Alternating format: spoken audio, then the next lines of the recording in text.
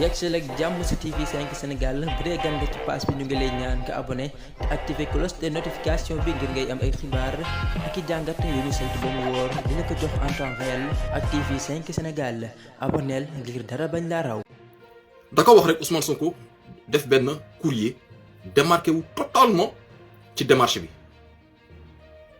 Ousmane Sonko dafa teel a démarqué wu ci démarche ci seen démarche boobu daf si démarqué wu bu gaaw sax. Ousmane Sonko xam fu muy jëlee information mais même en prison il reste informé le gars il a très vite compris lii fu mu jëm mu démarqué wu ci complètement mu def un courrier ne bu ko kenn associé ci dara.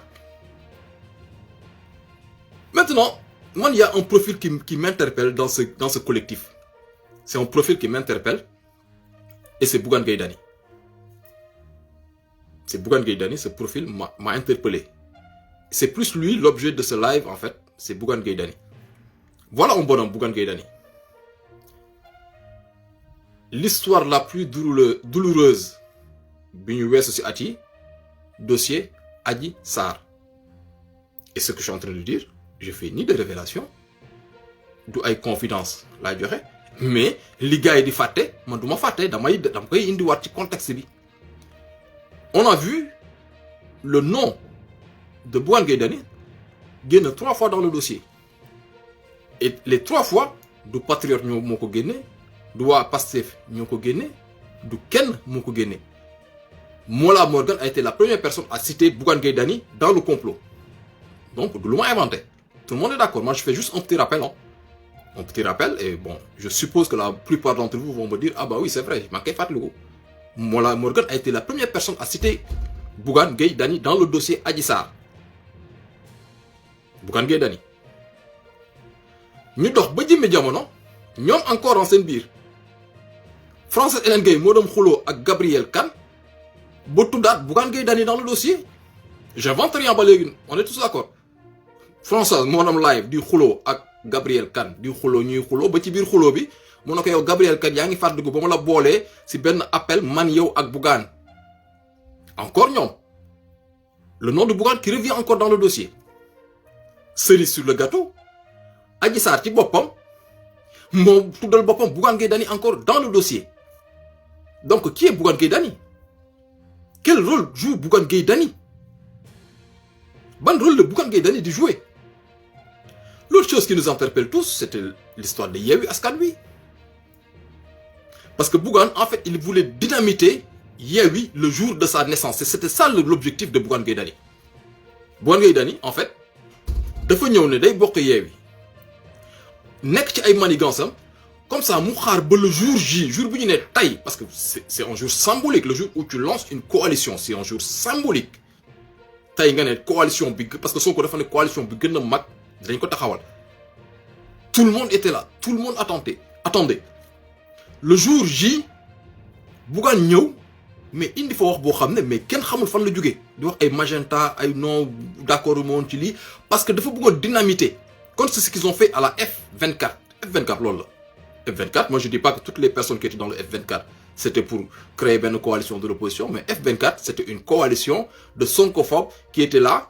pour à chaque fois dès qu'il y a une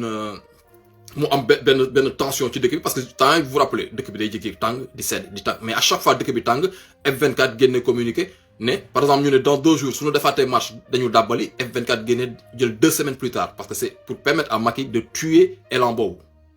xool leen bu baax F24 le comportement qu'ils avaient eu ba ray complètement le combat. Donc voilà encore la personne de Bougane bu ñëw pour dynamiter la coalition Yewwi Askan Wi et malheureusement pour lui. Après lu ci topp yëpp je vais pas vous faire un dessin maintenant lii yëpp nag daf ñu jàngal benn mbir que le Pastef tey na réew mi ba pare. Après il y a une formalité très importante à accomplir et c'est la plus importante mooy le 25 février ñu dem voter mooy formalité bu gën a importante boo xam ne moom moo ñu dese pour ñu accomplir ko parce que le Pastef a déjà pris le pouvoir au Sénégal ça y est c'est fini Macky Sall il est fini complètement fini. Il a 2 objectifs actuellement Macky Sall. La première, dynamiter la candidature de Amadou Ba qui n'arrive pas du tout à décoller. Mame Mbaye Niang moo njëkk génn wax ko gars yi Mame Mbaye Niang du waxee rek su waxee rek jàppal Mame Mbaye Niang bis songoon Aliou Sall li may wax na ko nit ci bind fii xanaa du ma rek ko yëg quand même affaire Franck Timis Petro-Tim mais Mame Mbaye moo génn attaqué Aliou Sall frontalement des ci gouvernement bi mais ku ko yónni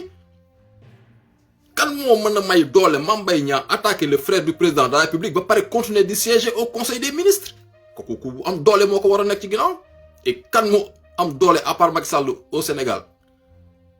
j'ai pas vous faire un dessin mu attaqué d'abord la candidature de Amadou Ba après mu ñëw mu ne na opposition bi na Macky Sall waxtaan ak ci affaire parrainage bi Mame Mbaye Niang quelques jours plus tard mu génnaat encore ne léegi na président recevoir les recalés et comme par hasard les recalés sont reçus quoi donc ñoom ñu ngi ci manœuvre bi la première tenter de pousser les élections la deuxième la candidature de Amadou Ba elle va sauter je sais pas comment ça va se dépatouiller mais ñoom Amadou Ba ils en veulent plus du tout parce que le gars il n'arrive pas du tout à décoller Amadou Ba mais tout seul sax soo ko poussé sax du daanu même soo ko poussoon du daanu il est juste là quoi le gars il est juste là Amadou Ba soo ko romboon mu taxaw nga buux ko du daanu il fera plus rien c'est un mec qui sert à rien du tout en fait parce que c'est un mec qui avait fait du lobbying entre l'AFP de Moustapha Niasse le PS Aminata Mbengue Ndiaye mu def du lobbying avec la France et ñoom Robert Bourgi ñoo jàppale ko Macky Sall dem ba xam ne bon il en veut pas du tout mu ne Moustapha Niasse vu que bon yéen a bëgg yéen tànn leen c'est pour ça qu'il avait délégué la mission à Moustapha Niasse ne ko tànn leen comme ça lui il se débarrasse de cette tâche parce que moom ñëw na maa tànn Amadou Ba c'était loolu maa koy mënu ko woon xolam mënu ko woon supporter mais on lui a mis la pression ne ko waa c'est le meilleur profil il est premier ministre il est présidentiable il est ami avec les Français moo def li moo def la Macky Sall dem ba xam ne bon lui il veut pas prendre la décision parce que il veut pas du tout d'Amadou Ba mu ne Moustapha Niasse tànnal ils l'ont choisi il se dit bon maintenant si on élimine Sonko on le met en prison ñu tas Pastef bon les militants de Pastef dañu tasaaroo kii jaar ne kay jaar ne sauf que calcul moo baaxul parce que les militants de Pastef sont restés mais en bloc parce que nous avons compris c'est quoi ce projet ñoom ñoo comprendre la ñun comprendre nañu parce que ñoom dañ la wax ne Sonko dafa manipuler waa Pastef da leen manipuler da leen nax non Sonko daf ñu jox projet ñu jël projet bi togg ko di ko xool projet bi di ko togg di déglu Sonko di déglu waa Pastef di ko togg di ko croiser avec les autres projets yu fi mosoon am di ko croiser avec li fi Mamadou Dia bëggoon def di ko croiser avec le rêve de Cheikh Anta Diop ñu dem ba comprendre ce projet et dès qu'on a compris que ce projet nous sommes dit ben écoute ñun suñu objectif c'est le projet c'est pas l'individu qui porte yàlla daf ñu may chance sax ñu am une personne bu am benn carrure d'Ousmane Sonko bu ñëw porter un projet boo xam ne da ko may benn éclat à travers le monde et ça alhamdoulilah mais ñun dañu comprendre c'est quoi le projet et ñoom ils pensaient qu'en éliminant Sonko le même jour ñu daw au siège daaneel photom dindi kii toj ne bu kenn dugguti ci bureau yi ils pensaient que gars yi dañu tasaaroo mais non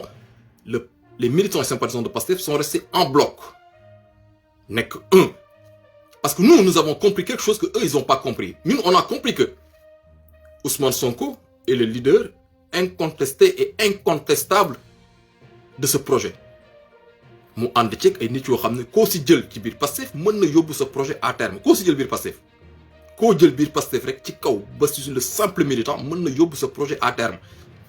mais ñun on a compris que mais Ousmane Sonko c'est une voix même Macky su ko tëjee kaso Ousmane Sonko il compte benn carte d'entrée benn carte électorale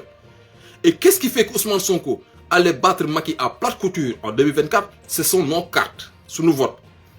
donc même si on met Ousmane Sonko en prison on met Diomaye en prison ce sont ceux qui faisaient que Ousmane Sonko nekk lu mu nekk mais ñun ñi ngi fi ba léegi et la candidature de Bassirou Diomaye Faye dafa ñëw gën a wane loolu parce que dañu ne Bassirou Diomaye Faye la rek ñu ne Sonko mooy Diomaye mooy Sonko mais ça veut dire ñun carte bi man bi ma naroon jël jox ko Sonko man carte boobu dama koy jël mais jox ko avec plaisir à Diomaye Faye parce que Diomaye ak Sonko c'est la même chose pour moi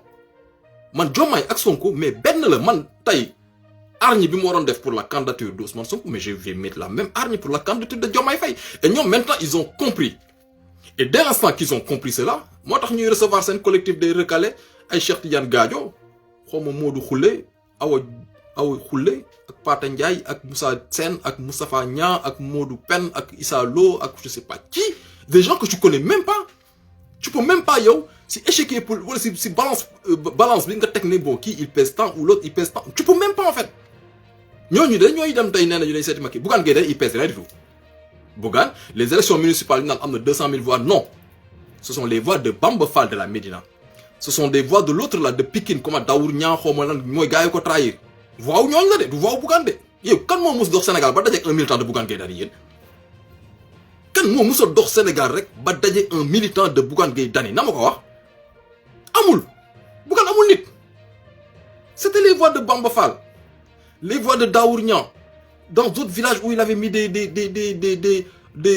trucs de la paix ou du PDS qui n'avaient pas été investis. Nous voyons le défendre 200 millions de législatives maintenant Bougane réalité politique. Bougane Amoul militant. Il est tout seul, le mec. Il est tout seul avec, bon, Sama Wadji Noumtoudou. Je le respecte beaucoup, Gay. J'ai beaucoup de respect pour lui. Qui est souvent à la scène TV de représenter Bougane. J'ai beaucoup de respect pour ce monsieur, quoi. Franchement, j'ai beaucoup de respect pour lui. Bon, bref. Mais, il n'y a personne d'autre. Bougane, le mouille ni nan parrainage, c'est que quel parrainé ou quoi? Mais Bougane, il n'y a personne derrière. Docteur Abdourahmane Diouf. Bon. C'est que souvent, il est là, yëngal fi quoi idi mom toko laal ak tawfeex la ba yëngal so ay gaay lañu quoi mais bon voilà moy lolu quoi parce que franchement aussi voilà parce que mom dafa dugg ci affaire artiste yi dem ba ci biir ñom tass influencer ko mu dugg ci ay débat yo xamné ça devait pas être son débat. Abdourahmane Gueye c'est lui qui a mo yak pour moi mo yak sa carrière politique hein, parce que franchement il était très très bien parti Abdourahmane quand il s'était agi du TR mais il avait fait des sorties mais sorties yo xamné dafa jëg rek tal ko mais après mu dugg ak ñom tass ay ñom artistes yi nekk ci ay détails fii ay attentats yu fu ñàkk bref donc ce sont ces gens qui vont aller dialoguer maintenant Pastef gars yi le pouvoir mi ngi fii le pouvoir est là il y a une formalité importante day mel ni nga dem rek ñu jox le chèque bu 2 milliards je sais pas nga xam ne waa là ça c'est le jackpot mais quand tu déposes à la banque faut signer le chèque. Sauf que signer le chèque, il